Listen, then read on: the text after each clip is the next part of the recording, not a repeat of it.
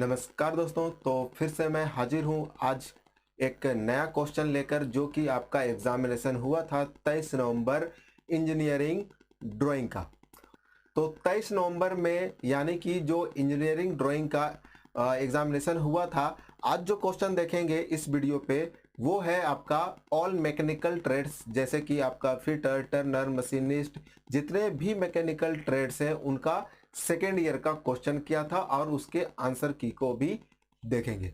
तो वीडियो में यदि आप हमारे चैनल में नए हैं तो चैनल को सब्सक्राइब कर लीजिएगा और बाकी उन दोस्तों के साथ उन स्टूडेंट्स को भी इस वीडियो को शेयर करें जिन्होंने आईटीआई सेकेंड ईयर आपका इंजीनियरिंग ड्राइंग का एग्जामिनेशन दिया था। तो चलिए देखते हैं क्वेश्चन को और उसके आंसर की को।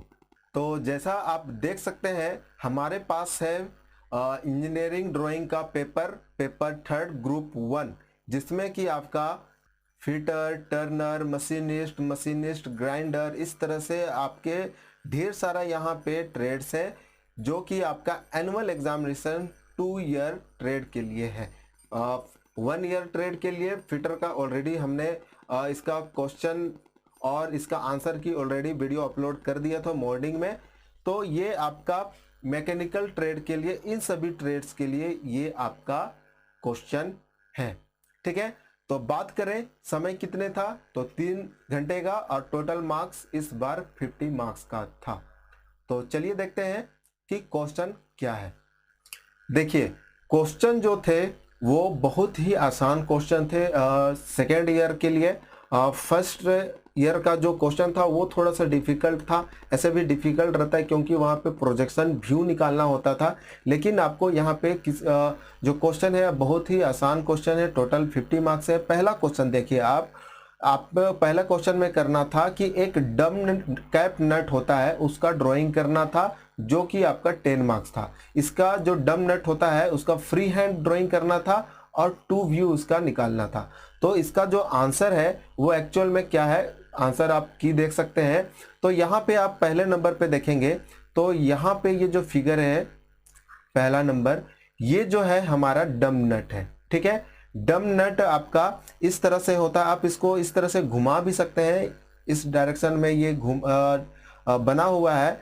तो ये हेक्सागोनल इसका बेस प्लेट होता है, यहाँ पे ये इसका जो एंड होता है ये इस तरह से राउंड होता है, इसको कहते हैं डम नट, जिसे आप फिगर में देख सकते हैं। तो इसका 2 व्यू, इसको हम लोग टॉप व्यू, इस साइड व्यू कर सकते हैं और ये इसका दूसरा व्यू हो गया। तो इस तरह से कुछ बनाना था, इसको आप इस तरह से उल्टा मतलब सीधा करके भी बना सकते थे। तो इसमें आपको फ्री हैंड बनाना था, यानी कि आपको किसी तरह का यहाँ पे डायमेंशन रिक्वायरमेंट की जरूरत नहीं थी। आप स्केल की मदद से इस तरह से बना सकते थे। अगर आपने ये इस तरह से बनाया है तो आपको 10 मार्क्स मिलने से आपको कोई नहीं रोक सकता है। अब बात करते हैं सेकेंड क्वेश्चन का। सेकंड क्वेश्चन जो है हमारा, draw a snap head rivet. Second question में क्या करना था, आपको एक स्नैप हेड रिवेट बनाना था जिसका डायमीटर 20 mm, डायमीटर इसमें आपको 20 mm दिया हुआ है। इस चीज को बस आपको ध्यान में रखकर स्नैप हेड रिवेट बनाना था, जो कि आपका इसका फिगर जो हो जाएगा कुछ इस तरह से होगा। ये जो डायमीटर डी जो है ये आपको बस रखना था 20 mm, ध्यान में रखकर, यानी कि डायमेंशन लेकर इसको बनाना था। अगर आप इनको बिना डायमेंशन का भी इस शेप में अगर बनाते हैं तो आपको फुल मार्क्स मिल जाएंगे। लेकिन इसका जो हेड जो है, इसका टोटल हाइट जो होता है 0.7 d, यानी कि जो 20 है आपका 20 mm, इसको आप 0.7 mm से यानी 0.7 से गुना कर देते तो भी ये आपका निकल जाता है। ये कैलकुलेशन आपको याद करने होते हैं। अगर आपने ये नहीं भी किया है तो भी आपको फुल मार्क्स मिल जाएंगे। ठीक है, इस तरह से साफ सुथरा आपको ड्राइंग करनी चाहिए जैसा फिगर में दिखाया गया है। तो इसके लिए भी 10 मार्क्स था। नेक्स्ट क्वेश्चन देखते हैं, question number 3, draw a parabola directrix ordinate method of focus of is at 50 mm। यहाँ पे आपको क्या बनाना था, एक पैराबोला का ड्रॉ करना था।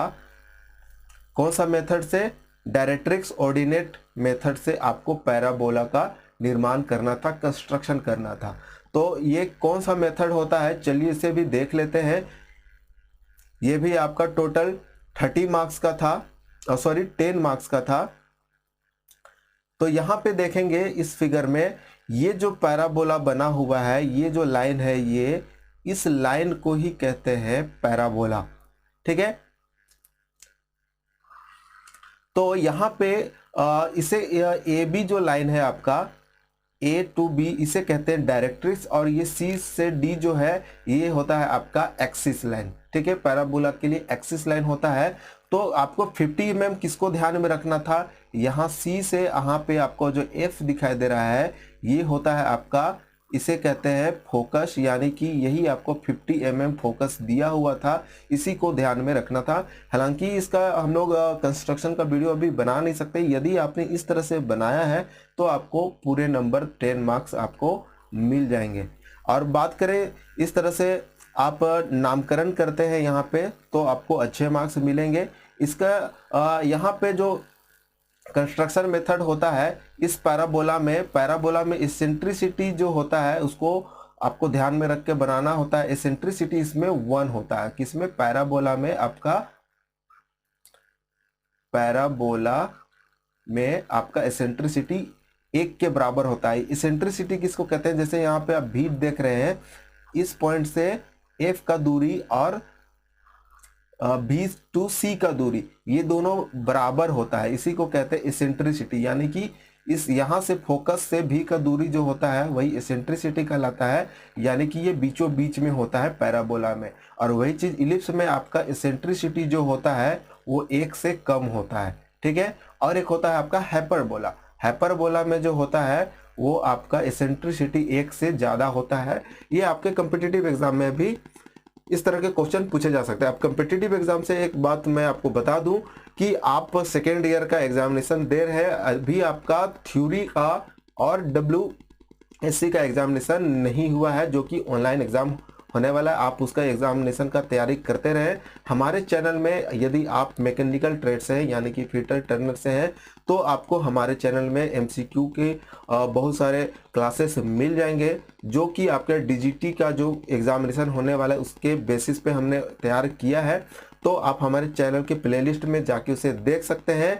इससे ज़्यादा और एक इम्पोर्टेंट बात कि यदि आप ITI के बाद, चूंकि आप ITI कर रहे हैं तो आपका ITI करने का मकसद जॉब करना है, चाहे आप प्राइवेट में करें या गवर्नमेंट में करें।